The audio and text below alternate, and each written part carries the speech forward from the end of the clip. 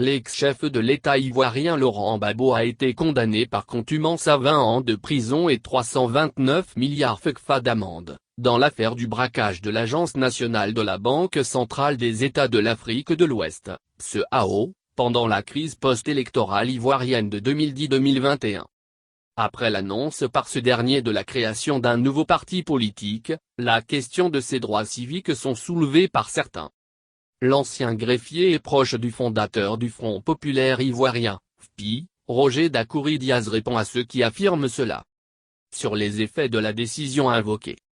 Ce que l'auteur d'une telle affirmation semble ignorer, c'est bien le caractère de la décision ayant prononcé la privation des droits civiques. S'agit-il d'une décision définitive ou pas? Pour répondre à une telle question, il faut rappeler que la décision en question a été rendue par contumace, c'est-à-dire en l'absence du président Laurent Gbagbo. Or, en raison du principe du contradictoire attaché à toute décision de justice, une telle décision n'est point définitive, et ne saurait, par conséquent, être opposable au président Laurent Gbagbo, ni faire l'objet d'établissement de ce qu'on appelle les pistes d'exécution qui sont une activité visant à inscrire, dans le casier judiciaire du condamné définitif, les mentions de la condamnation. C'est en cela que l'ordonnance rendue à l'occasion des présidentielles de 2020 est à tous égards critiquable, politicienne, en ce que dénudée de toute base légale. Il découle de ce qui précède quand l'état actuel de son casier judiciaire, le président Laurent Gbagbo ne fait l'objet d'aucune condamnation définitive.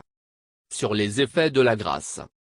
L'auteur de cette thèse montre que son opinion pèche par une méconnaissance sérieuse du sujet. Pour lui, une grâce serait nécessaire pour effacer des condamnations exécutoires. Cela est totalement faux. Les effets de la grâce, au contraire de l'amnistie, n'effacent pas les condamnations pénales d'ordre pécuniaire, ni complémentaires, telles les privations de droits et autres interdictions.